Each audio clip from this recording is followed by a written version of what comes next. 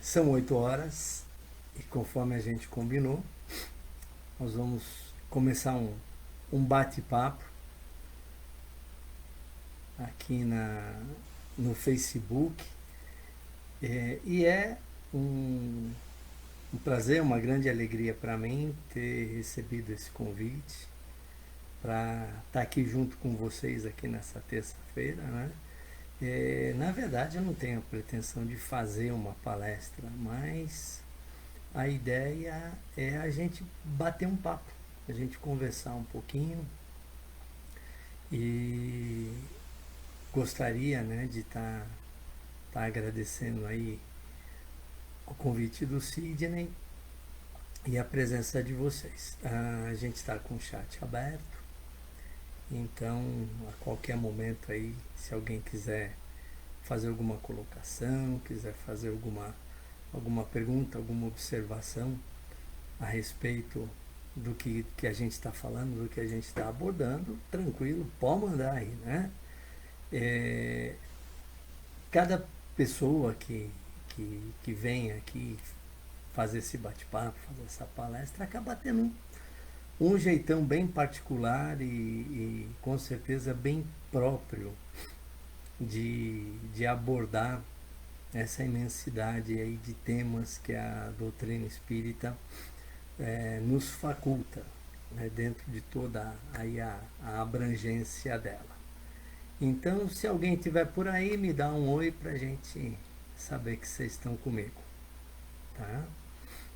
Então, antes da gente começar, eu tenho um recado aqui, inclusive até do Sidney mesmo, no sentido de que vai haver uma campanha, né? Uma campanha que vai estar sendo colocada aí para vocês mais detalhes a respeito dela, mas é uma campanha da ação social para o mês de dezembro do Cefec, que visa arrecadar itens aí para fazer as cestas de final de ano, né? Então a casa vai estar recebendo aí as doações aí para fazer essa ação bacana aí em dezembro. Já me deram um oi, então oi também, estou aqui. E como é de praxe e de bom tom, a gente vai começar, né, no nosso bate-papo fazendo uma prece. E eu estava pensando que hoje a gente está praticamente, né, restrito aí ao modo virtual. A gente está tendo que usar os meios de comunicação, as redes sociais, para a gente poder conversar. Mas é importante a gente não esquecer que Deus e o plano espiritual não são virtuais, que eles são presenciais, mesmo porque a onipresença é uma das características que configura aí a divindade, configura aí a Deus. Então Deus está presente em todo lugar. E é muito importante a gente não esquecer que a gente pode se comunicar com Ele, com os bons espíritos, com os nossos mentores, diretamente. Então, Deus e o plano espiritual, eles ainda são presenciais. E mais uma boa razão para a gente aproveitar essa oportunidade, esse ensejo, para a gente estabelecer um elo de ligação, não só com esses amigos todos que a gente tem, não só com os mentores, mas entre nós, porque na realidade existe uma grande teia divina que envolve todo mundo e por onde todo mundo se liga, se conecta, né? E a gente vai fazer isso nesse momento. Então eu convido a todo mundo a dar uma respirada gostosa, encher os pulmões de ar, dar aquela oxigenada e a gente imaginar um laço, a gente imaginar um cordão que está envolvendo a todos nós nesse momento, está nos ligando aos mentores, aos bons amigos do plano espiritual, e a gente pode imaginar que na ponta desse fio está Jesus, né? Segurando e mandando para todos nós muita energia, muito amor, e que o Mestre vai estar aí conosco nessa noite. Então, em nome de todos nós, eu agradeço ao Pai Celestial por mais esse dia, mais essa oportunidade de aprendizado, de intercâmbio, de reflexão. E eu peço a Jesus que nos envolva com um abraço muito gostoso, renovando em nós os valores espirituais, reforçando em nós a nossa determinação, naquele esforço evolutivo que é a razão dessa nossa estadia aqui por essas bandas que às vezes parecem confusas. Então, em nome do Pai Celestial, muito amor para todos nós e vamos começar o nosso bate-papo. Eu vou começar assim. Quando houve essa oportunidade de vir aqui, eu fiquei pensando, eu falei, puxa vida, a doutrina espírita, ela é uma seara extremamente rica. Então eu consigo tranquilamente pensar em aspecto filosófico, científico, nossa, todos os aspectos relacionados aí ao Evangelho, à mediunidade, então tem muita coisa. E a gente fica assim, às vezes, sem norte, sem saber direito por onde que a gente entra, né? Então aí, nesse processo todo, teve uma noite que eu estava dando uma olhada nos livros e eu peguei um livrinho, aqueles livrinhos de bolso, né, pequenininhos assim, pelo menos o meu é pequenininho, chamado Caminho, Verdade e Vida. Vocês já viram que eu estou com uma colinha ali, né? Caminho, Verdade e Vida. E folheando esse livrinho, eu cheguei abri, enfim, ao acaso, né? E eu cheguei na mensagenzinha número 21. Esse é um livro do Emmanuel, que foi psicografado pelo Chico Xavier, e ele tem aquelas mensagens todas. E eu estava ali folheando e tal, e eu caí na número 21, que é, aliás, o teminha que eu coloquei para esse nosso papo. E o título dessa mensagem número 21, né, é o que buscais, ou que viestes buscar.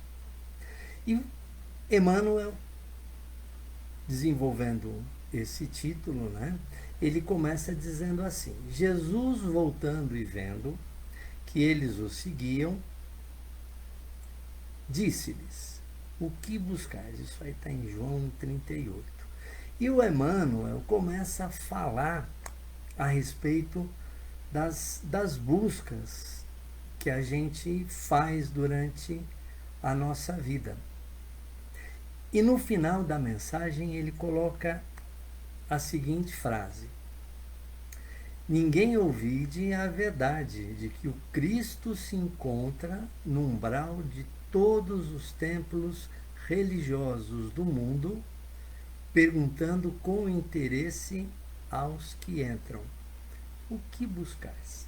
Então imagina você chegando à porta do centro, de qualquer pessoa chegando ali na porta de um templo religioso, seja ele qual for, e dando de cara, né, com Jesus, e Jesus olha para você e fala assim: tá legal, mano, o que você veio buscar? O que você quer? Qual é a tua? E a gente, assim, dando de cara com essa pergunta objetiva e assim, no seco, ainda mais vindo de Jesus, né?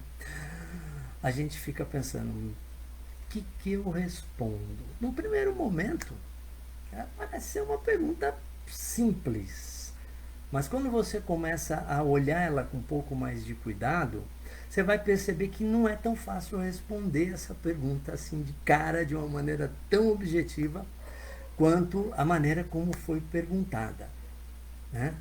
E durante o desenrolar aqui do texto, o Emmanuel coloca alguma coisa sobre as diversas demandas que a gente tem durante a nossa vida, demandas em todos os sentidos. Porque, vamos falar sério, nós estamos aqui encarnados e estamos sujeitos a tudo que é relacionado à materialidade e à matéria. Então a gente está aqui num mundo, né, que até Kardec classifica como um mundo de provas e de expiações, e de maneira nenhuma isso é uma brincadeira ou isso é à toa. Aqui é para valer mesmo, né? E a gente ao longo da vida tem diversas demandas, todas elas com certeza extremamente legítimas. Mas a grande pergunta que o Emmanuel faz nesse texto, basicamente é a seguinte: dessas demandas todas, dessas buscas todas que todo mundo tem, o que realmente a gente está procurando de definitivo? Ou seja, o Emmanuel pergunta o quanto a gente está efetivamente se dedicando ou o quanto a gente está buscando aquelas coisas que não são transitórias, como é a matéria. Mas o quanto de atenção a gente está dando para a vida espiritual ou para a realidade espiritual, porque nós todos, indistintamente, somos espíritos momentaneamente encarnados, mas somos espíritos.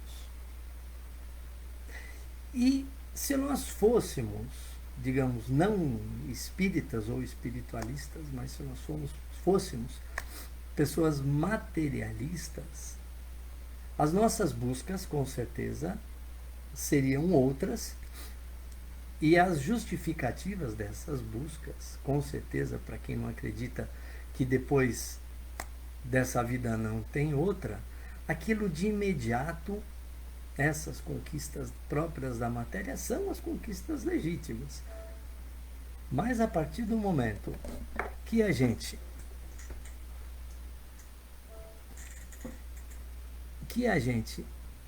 busca. Minha bateria está dando uma entortada. Peraí.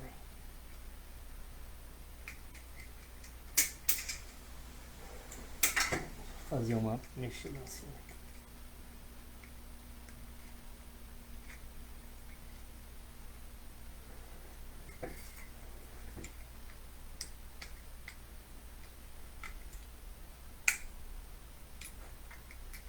Opa,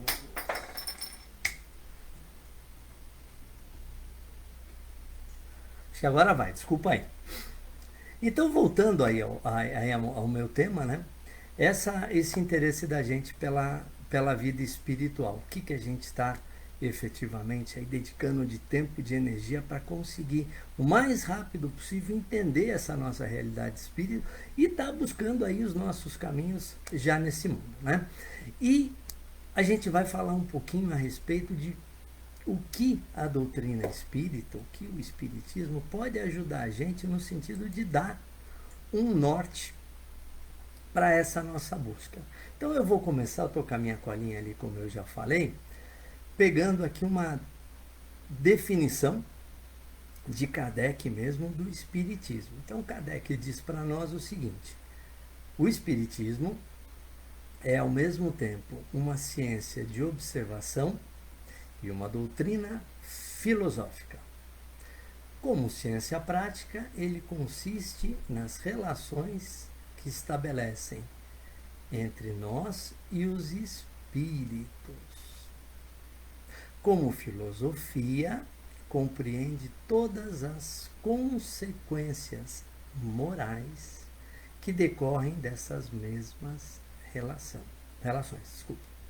Então, a gente começa a entender que todas as consequências espíritas, elas vão ser basicamente de ordem e de caráter moral. Então, é função do Espiritismo essa construção de senso moral que ela deve provocar em todos nós à medida que a gente começa a entender um pouquinho melhor esse posicionamento de conquista moral. Indo um pouquinho mais adiante, né? Diz também que o Espiritismo é uma doutrina moral que fortifica os sentimentos religiosos em geral e se aplica a todas as religiões. Ela é de todas e não é de nenhuma em particular. Por isso, não diz a ninguém que a troque. Então, na essência,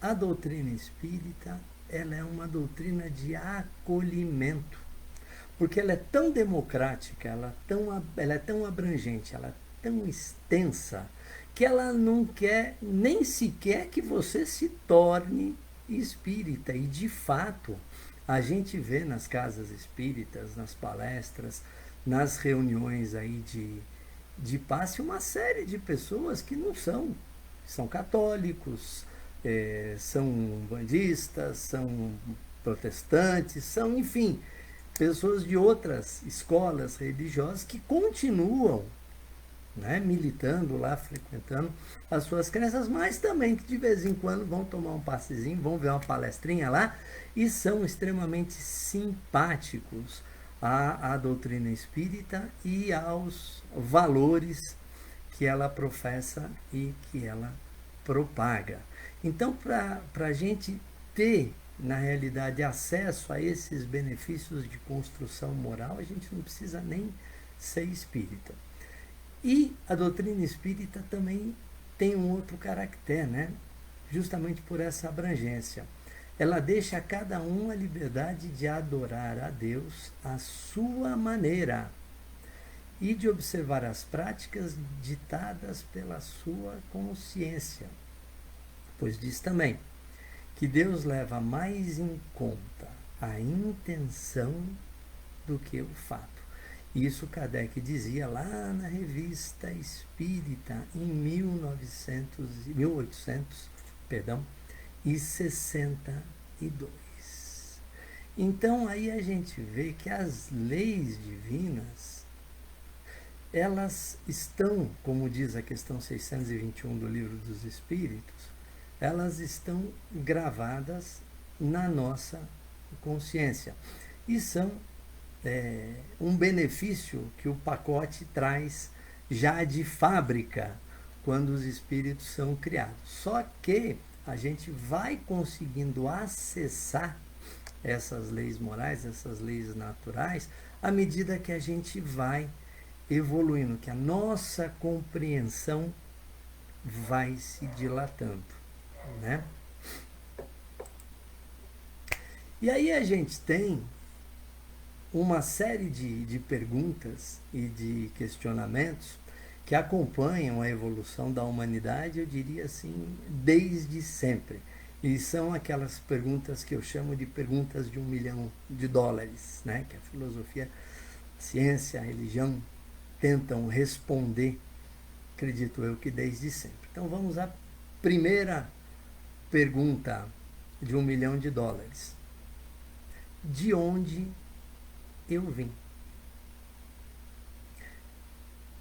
Essa é uma grande dúvida, porque a partir do momento que a gente considera simplesmente a hipótese que todos os espíritos são criados junto com o corpo no momento do nascimento, as coisas parecem, de certa forma, injustas e incoerentes, pois que não há um propósito definido nessa minha existência.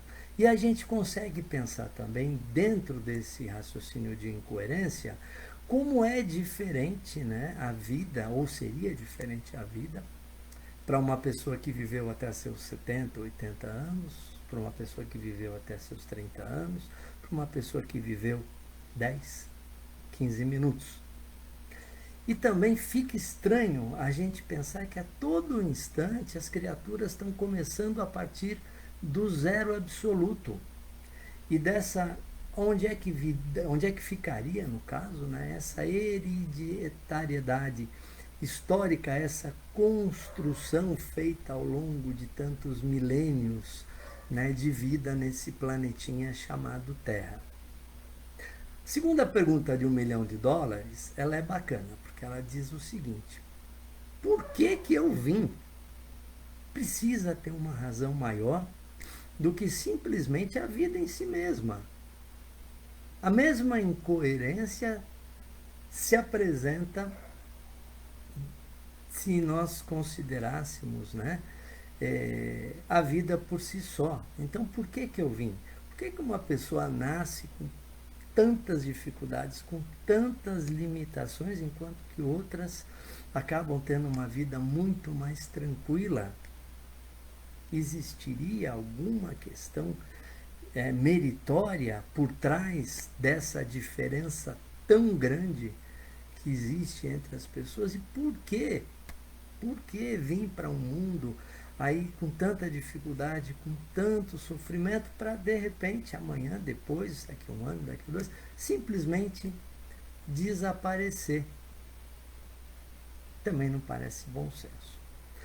A outra pergunta de US$ 1 milhão também é bacana. Ela diz o seguinte: para onde eu vou? E nesse para onde eu vou, já a gente consegue pensar que tentativas várias houveram de explicar e de justificar esse para onde eu vou. Tem gente que diz que você não vai para lugar nenhum, que morreu, acabou. Outros acreditam que quando você morre, você se junta ao todo, você se junta a uma essência primitiva, mas aí você não conserva mais a tua individualidade.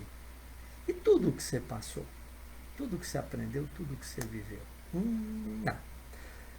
Também existe uma versão dos fatos, né, que coloca duas possibilidades no para onde eu vou. Se eu fui um cara legal, eu vou para o céu. Se eu não fui um cara legal, se eu der umas pisadinhas na bola, eu já não vou para o céu. Provavelmente existe um outro lugar não tão legal quanto o céu, que eu vou ficar lá eternamente, né? E também, nesse caso, se mostra uma certa incoerência, porque a ideia das penas eternas, ela é um pouco assustadora, principalmente quando a gente pensa que pessoas morreram na infância, na adolescência, e outras tiveram aqui uma estrada toda pela frente de décadas. Lógico que o número de situações que essas pessoas viveram é extremamente diferente. E as possibilidades de acerto e de erro também são diversas. E a outra pergunta, a próxima e a última pergunta, é: qual é o caminho? Se eu quiser saber para onde eu vou, eu preciso saber qual é o caminho. E essas são as perguntas que as pessoas tentam responder até o dia de hoje. E as possíveis respostas, até essas que eu mencionei, algumas delas parecem meio sem sentido. E aí, no século XIX, um cidadão de nome Hippolyte Léon Denisard publica uma obra chamada O Livro dos Espíritos. E coloca, porque na verdade Kardec não inventou, não criou absolutamente nada, mas ele traz toda uma gama de informações que já eram conhecidas aí dentro das diversas civilizações, mas que eram, de certa forma, acessíveis somente aos grandes iniciados, aos grandes mistérios. E o Kardec teve a tarefa de codificar uma nova maneira de pensar. E o interessante é que a doutrina espírita não é obra de uma pessoa, pelo contrário, ela é uma obra dos espíritos e coube a Kardec reunir todas essas informações e colocá-las de uma maneira acessível para que qualquer pessoa pudesse conhecer esses fatos novos que iriam com certeza ajudar a responder essas questões de $1 milhão aí que fazem parte das grandes dúvidas da nossa civilização. E o Kardec foi o cara que pensou fora dessa caixinha. E dentre tantas coisas que a doutrina espírita traz, eu consigo pontuar algumas que vão ajudar a gente a responder aquelas perguntas todas que eu falei. Porque elas trazem para nós uma ótica diferente,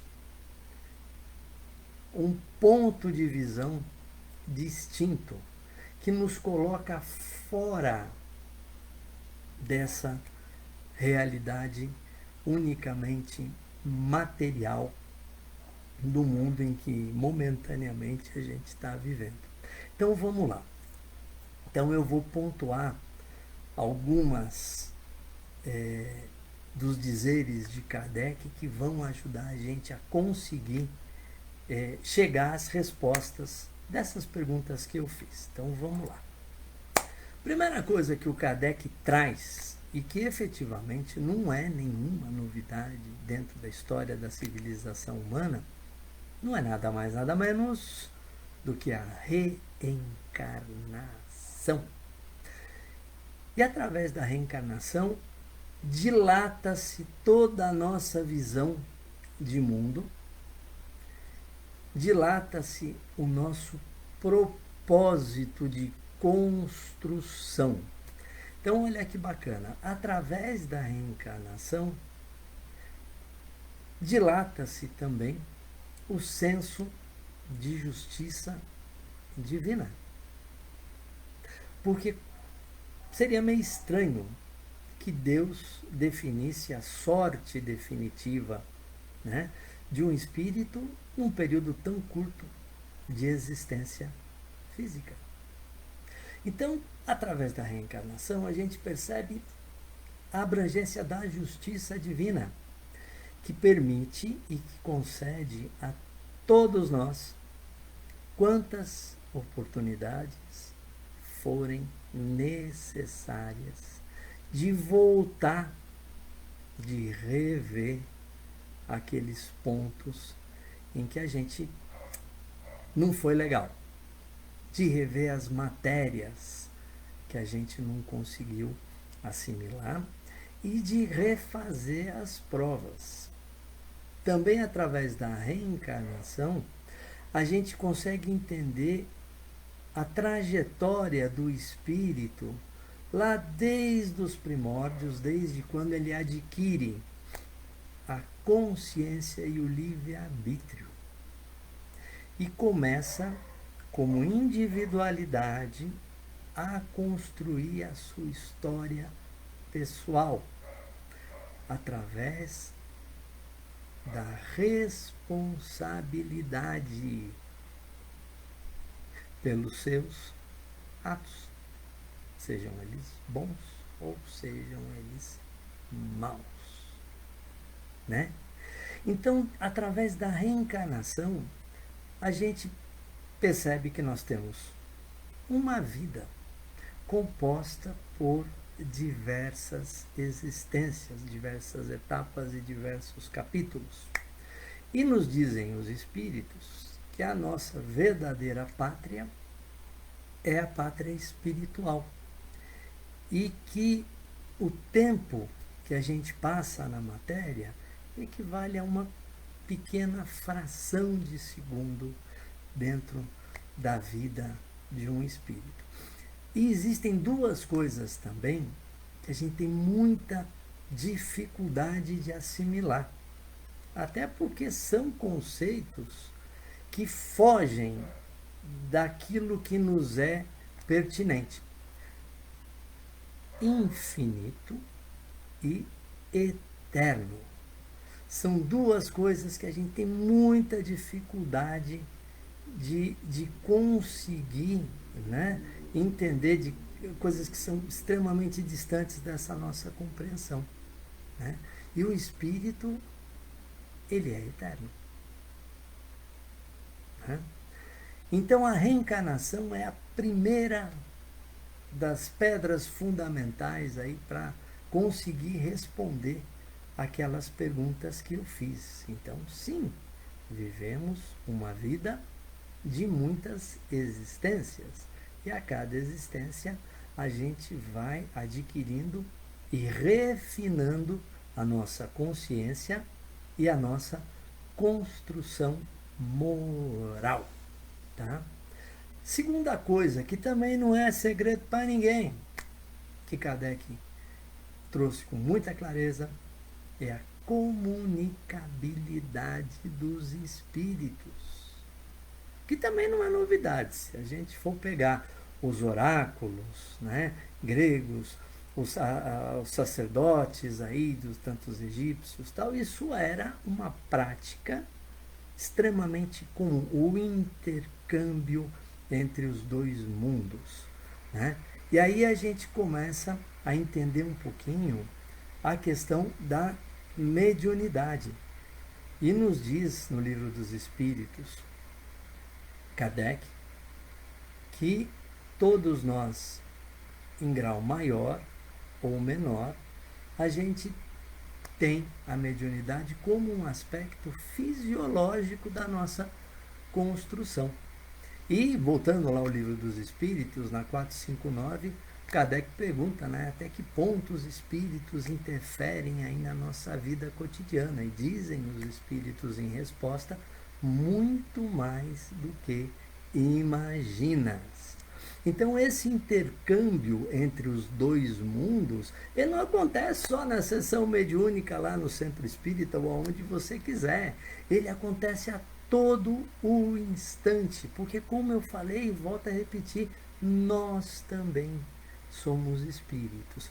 E através da comunicabilidade possível dos espíritos, toda uma série de dúvidas e de dores parecem menores, porque percebe-se que os entes queridos continuam aqui, só que numa outra dimensão, e que a gente tem contato com eles o tempo todo, seja durante o dia, quando a gente está acordado, seja durante o período de sono. A comunicabilidade com o plano espiritual, ela acontece sempre. Isso também reforça a sobrevivência não só dos espíritos, mas dos laços afetivos que unem as pessoas. Continuando com as novas realidades, os novos pontos de vista, o Kardec, além da reencarnação, coloca também as múltiplas existências e as múltiplas personalidades e os múltiplos papéis que todos nós desempenhamos e vamos desempenhar ao longo da nossa evolução. Então já fomos brancos, negros, amarelos, senhores, escravos, ricos, pobres e o que mais vocês quiserem. E aí a gente vê que nenhuma posição que o espírito ocupe na matéria, salvo aquelas conquistas pessoais, morais, intransferíveis, meritórias que ele tenha, nenhuma posição hierárquica, social, ela é definitiva. E isso traz para a Terra toda essa bobagem de preconceito que é uma característica da sociedade em que a gente vive. Porque espírito não tem cor, não tem sexo, não tem posse, não tem nada disso. E se hoje você está numa determinada posição, não significa que na próxima você continua nela. Essa alternância de existências, de papéis que a gente desempenha, filhos, pais também, elas são, na verdade, oportunidades de vivência e de aprendizado nos conteúdos que a gente precisa adquirir e absorver.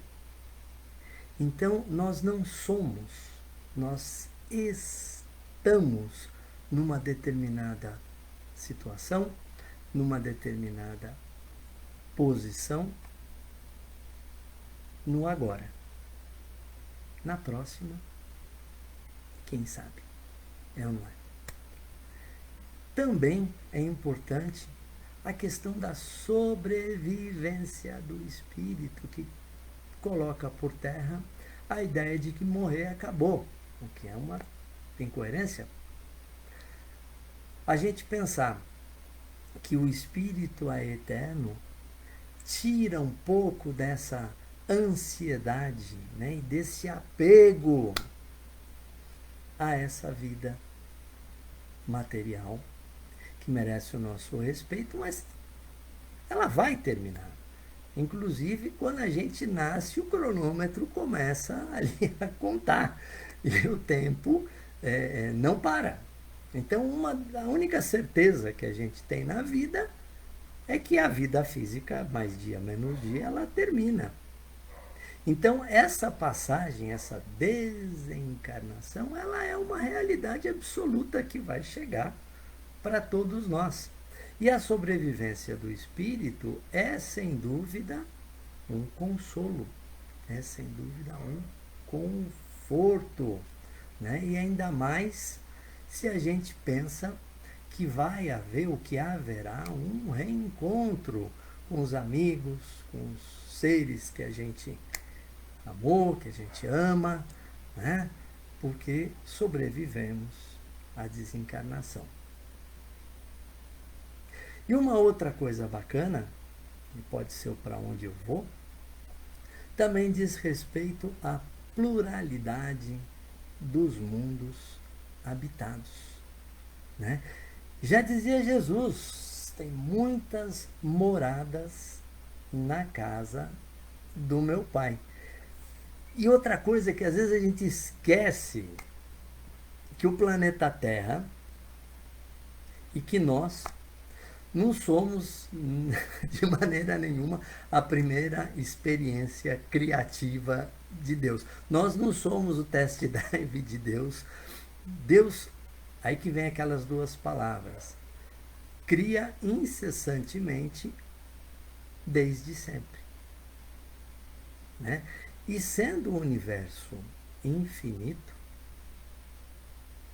Deus sendo eterno, não tendo começo e criado desde sempre, aí a cabeça da gente entra em parafuso, porque quantos foram os mundos criados por Deus, quantos foram os espíritos criados por Deus desde sempre, ou exatamente nesse instante, que estão vindo no caminho que a gente já percorreu, exatamente no mesmo caminho, ou já deixaram esse nosso estágio evolutivo para trás faz muito tempo. E aí é outra coisa que é complicada, essa questão do tempo, né? Isso é papo para um outro dia.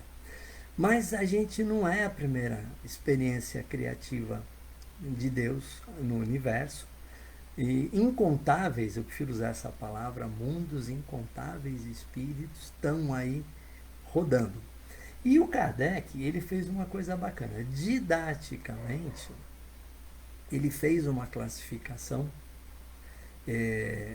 dos mundos, né? Como mundos primitivos, mundos de provas e expiações, mundo de regeneração, mundos felizes e por aí afora, conforme está na codificação. E o nosso mundo, segundo aí o Livro dos Espíritos, ainda é um mundo de provas e expiações. E o que é que caracteriza um mundo de provas e expiações? O predomínio do mal sobre o bem. E é o que a gente vê. E às vezes a gente esquece de se perguntar o seguinte: será que a gente estaria preparado? Ou será que a gente mereceria viver num mundo feliz ou num mundo perfeito? A inteligência divina, a justiça divina, a sabedoria divina, ela é tão perfeita que ela colocou a gente no lugar que a gente precisa estar. Então, se a gente está aqui nesse mundo vivendo isso que a gente está vivendo dessa vez aqui, é porque é aqui que a gente precisa estar. Esse é o nosso sapato velho, esse é o número que a gente calça, né? A gente se esforça aí para poder aí acompanhar o progresso do mundo. E diz também Kardec que os mundos evoluem de um estágio para o outro à medida que os seus habitantes evoluem. E a gente fica nessa neura de mundo de regeneração. Ai, mas quando que o mundo vai virar um mundo de regeneração? Será que vai ser perto do meu aniversário ou coisa que o Vale caiu?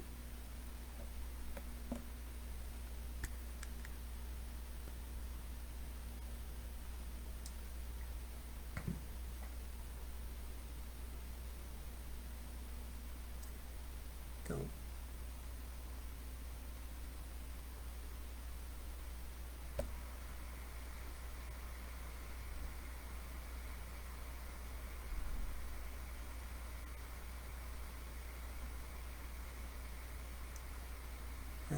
onde é que nós vamos aqui?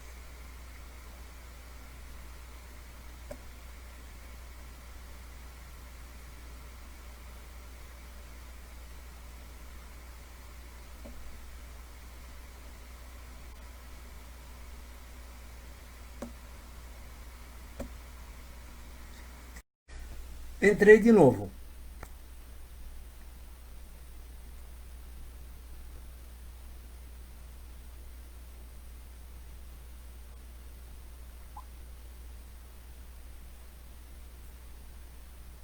Vamos ver se a gente consegue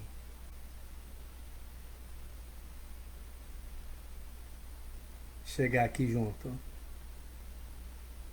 Então, não sei se deu tempo aqui do Facebook ou o que aconteceu, mas cá estamos aqui de novo. E acho que deu, acho que funcionou. Então, como eu estava falando, se a gente depois de ouvir tudo isso volta efetivamente para as minhas ditas perguntas aí de US$ 1 milhão, fica um pouco mais fácil da gente responder cada uma delas. Repetindo as perguntas, agora com esses pontos de vista novos, então a gente recomeça de onde eu vim. E a gente começa a pensar, eu vim de todos os cantos da história desse planeta, ou mesmo de outros de igual teor evolutivo. Por que que eu vim? Eu vim para construir a minha caminhada individual, pessoal, única e intransferível, através do uso do meu livre-arbítrio, das minhas escolhas, dos meus valores. Né? Para onde eu vou? Falei, pô, eu quero ir para o mundo feliz. Não vai ser amanhã, com certeza. Mas para onde eu vou? Para onde eu quero ir? Eu quero ir para um degrau acima daquele que eu estou hoje. Eu quero ir para um outro universo de aprendizado. Eu quero conquistar coisas novas. Eu quero me aprimorar. E a outra pergunta é aquela básica: qual é o caminho? Né? E Jesus dizia, né? Amai-vos. Kardec já disse para a gente, espíritas, amai-vos e instruir-vos. E como eu falei, em termos de caminho, a grande construção que a doutrina espírita busca é exatamente a construção moral, a transformação moral que ela ajuda a cada um a fazer em si mesmo. Então a gente também pergunta assim: o espiritismo pode mudar o mundo? Na verdade, o espiritismo permite que as pessoas decidam por si só a mudar, baseados em conceitos de uma fé raciocinada, lógica, não mais dogmática. E quando as pessoas mudam, quando as pessoas evoluem, a sociedade evolui, ela se torna mais humana, ela se torna mais justa e o mundo, sem dúvida nenhuma, se transforma num lugar melhor. Então, basicamente, esse era o papo que eu queria bater com vocês. Fico muito feliz de ter podido passar aí essa horinha falando de coisa tão legal. Embora coisas tão simples, né? Simples coisa nenhuma. Eu espero ter motivado aí um pouquinho vocês a responderem, talvez de uma maneira diferente daquela do começo do nosso papo, a pergunta que Jesus está fazendo para você agora. Amigão, o que buscas? E para encerrar, eu gostaria de novo, trazer Jesus para o coração de todos nós, agradecendo o maior dom que Deus pode ter dado para cada um de nós, que é a vida. E que a gente cuide dessa oportunidade, desse tesouro maravilhoso, né? Com todo amor, com todo carinho, aproveitando cada segundo da nossa existência, buscando, né? Também dizia Kardec que se reconhece um espírita não por ser uma pessoa perfeita, mas se reconhece um espírita pelo esforço, pela luta que ele trava em domar os seus impulsos, em se disciplinar, né? E também a gente tem uma outra frase que é assim, né? A disciplina, ela antecede a espontaneidade. E também, né, para encerrar, fica aquela dica: orai, mas também vigiai.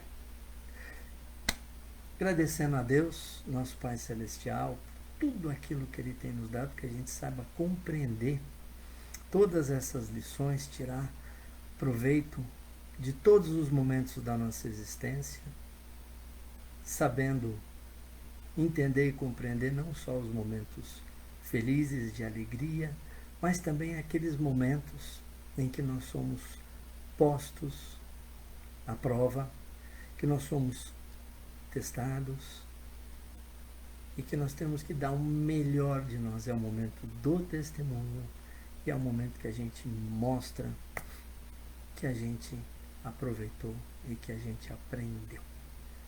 Muita paz, muita saúde e fiquem com Deus. Tchau.